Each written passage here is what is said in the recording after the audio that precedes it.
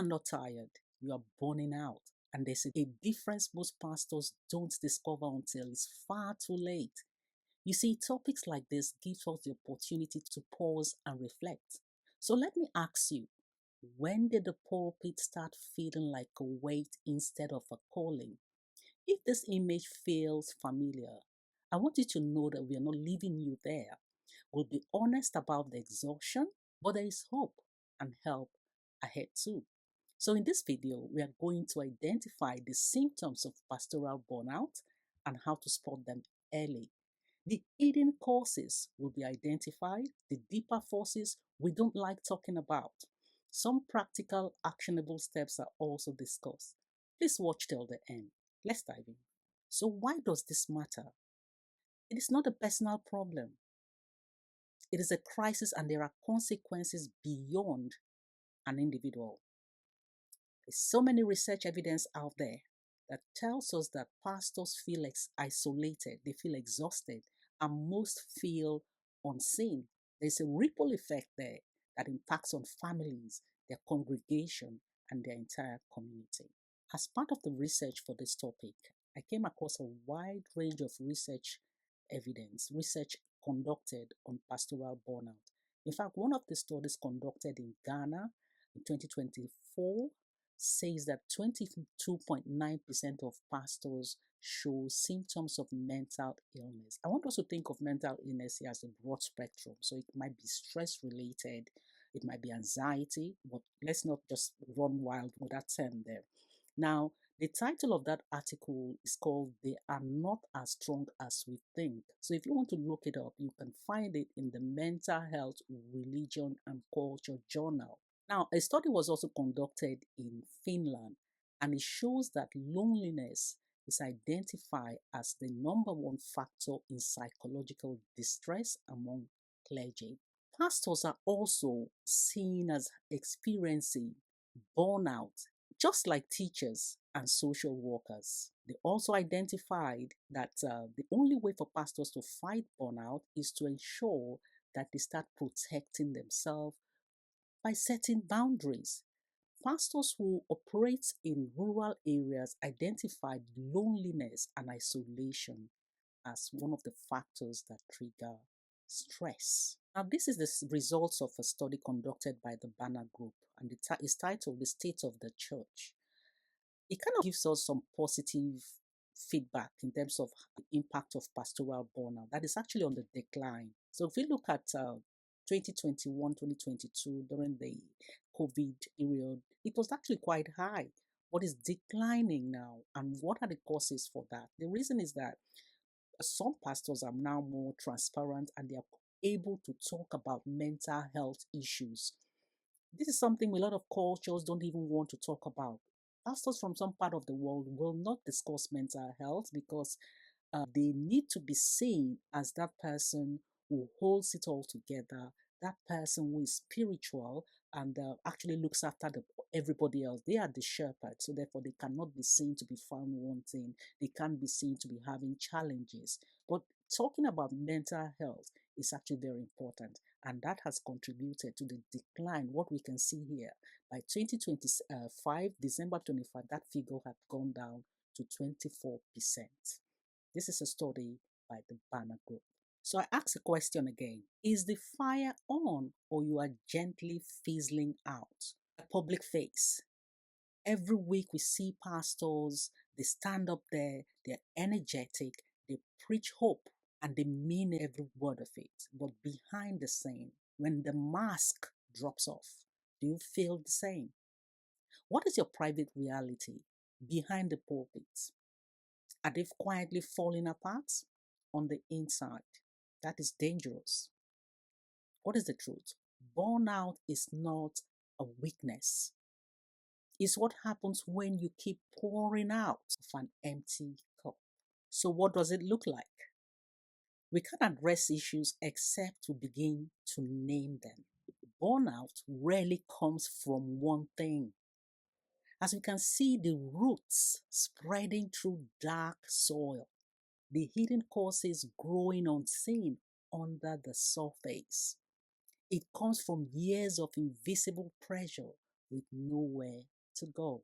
Now let's take a look at this diagram. It separates the causes and the consequences of pastoral burnout, with the trunk in the middle there representing a pastor or a ministry. So that is the connection between the causes and the consequences.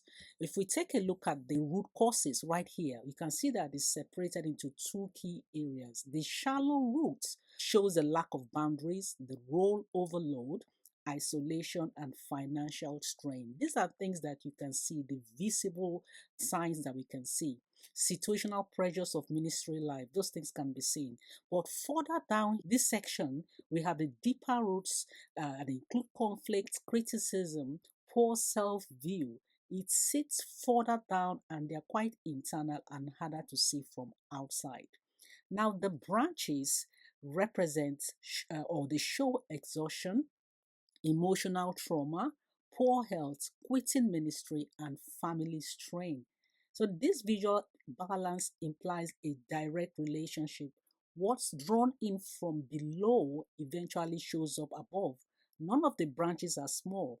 There are consequences. Each of these consequences represents significant personal or relational costs, which reinforces the seriousness of unaddressed burnout. What is the key message here? The diagram shows burnout as a system rather than a single event. It's not one root cause, but a whole network of things feeding a whole set of outcomes. Now, if you identified one or some of the factors discussed in the previous slide, I just want to reassure you that you are not alone. You are human. There are so many pastors and Christian leaders who find themselves in a similar position. But the first thing you need to do is to name it. You need to name the source or cause of burnout. What is it that triggers burnout? You see, recognition is not defeat. It's the beginning of the road back.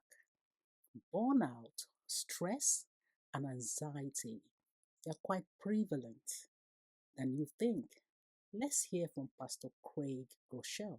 I had a real season of feeling like hopeless. I would never have a life or be able to get it all done. Just a sense of completely overwhelmed and got help. And we always say that getting help's not a weakness, it's actually wisdom. Right. And so we want to get help and we want to get better. And I believe that with God's help and with other tools, we can have a peace in our mind that is from heaven and is different than anyone in this world maybe could understand without the help of God. I love that. Hey, you're not going to want to miss any single part of this message series. It's going to be so powerful. Can't wait to see.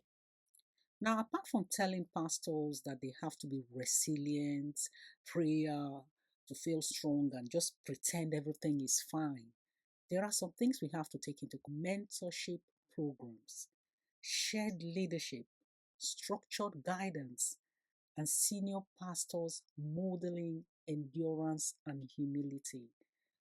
Don't, as a senior leader, you don't have to set that pace to make everybody else believe that they have to constantly be on the treadmill. They have to keep walking. They have to be in ministry 24/7. Because when you do that, then the younger pastors are likely to emulate that, and that becomes the culture in the church. The other thing has to do, the second point there has to do with slower ordination. Allow young pastors to grow gradually into responsibility. Don't trust them into high pressure roles because they will never say no to you. They keep putting pressure on themselves and they're trying to meet the targets and goals, and that in itself can lead to burnout. Formation over performance. Now, there's a lot of emphasis on you need to emphasize on spiritual maturity and patience over numerical results or public visibility. How many souls have you won? How much have you raised in your offering? These things are numerical value, but you need to think about spiritual maturity and patience. Now, church and family support. This is very important. Families and local church leadership significantly influence pastoral outcome. Therefore, mentors can magnify the strength and address the weaknesses. What about rest and renewal? It's not a taboo to take a break. Holidays and short breaks should be actively encouraged. It shouldn't be treated as lack of commitment. I know people who don't go on holidays because they've been given this impression that if you are working for God, there is no rest, and that becomes the culture of the church, and it is wrong. There are some practical steps that you can put in place as a pastor. The first thing you need to do is to name it. Don't spiritualize it, because we have a habit of doing that. Burnout is not a faith failure. Treat it like the real diagnosable exhaustion it is. Talk to a doctor or a licensed counselor, not just pray over it. Build a table, not just a pulpit. Every pastor needs people who know them as a person, not your title. A peer group, a mentor, a close friend outside the church is important. Find peer relationships outside the congregation. Set real boundaries. Let your day off actually be a time off. Let your phone be on silent. Delegate tasks. There are things other people can do while you're not around so that you have this time to yourself. Share the weight. Healthy churches build support structures, elder boards that check in on well-being, shared pastoral care teams, not just Sunday attendance targets. Reconnect with your calling. Create that space to remind yourself why you were called. This is completely separate from the metrics, the growth numbers, or congregational approval. It's your space to reflect. Delegate ministry. This is so important. Share pastoral care, teachings, and administration. If you have a particular standard that you expect your other pastors to emulate, then discuss with them so that the teaching is consistent throughout. Get professional support. Counseling and therapy are appropriate and wise tools. They are not signs that someone shouldn't be in ministry. Take sabbaticals early. I know this is a topic some churches don't even talk about. They have no policy or discussion relating to sabbaticals. Pastors are not here, can't even talk about going on taking a break. What is wrong? You need a meaningful break, not just one day. Allow time for real recovery rather than a quick reset before you dive back into the same unsustainable pace. Remember, the church can function without you. If you've put systems in place, step back. Take time off to heal. You have to look after yourself. We've discussed a lot of strategies for pastors in relation to burnout. But what about the congregation? What role do they have to play? Because sometimes the congregation can actually be the cause of the problem. Now, how often do you check in with your pastor? Do you ask how they're doing? Not just how the ministry as a whole is doing, the individual. How are they doing? Check in on them. Write encouraging notes and pray for your pastor and their family. These are small acts, but they do actually matter. What about care? Retreat, encourage them to take it. Actually, some churches actually pay for their pastor to to go on short retreats and breaks. It doesn't have to be extravagant, but rest is so important. Let's hear one more time from Pastor Craig Groeschel. Some of you, listen, prophetically, you need a break. You need rest. And so you need more than rest, or you need rest in a different way than you think you need rest. And so let me say to you, one of the most spiritual things you may do is take a break, take a day off, take a week off, be still, and know that He is God. This is what restoration looks like. You were not made to burn out. Burnout is not a faith failure. It is what happens to any human being under sustained pressure. I shared some research findings at the beginning of the video, and I'll encourage you to go back and take a look at the data. I know some churches are good at supporting their pastors and they have policies in place to prevent burnout. So my question to you for this week is, what would you do as a pastor to eliminate burnout and joyfully fulfill your calling? And for the congregation, what is the one thing the church could do this one to genuinely lighten your pastor's load?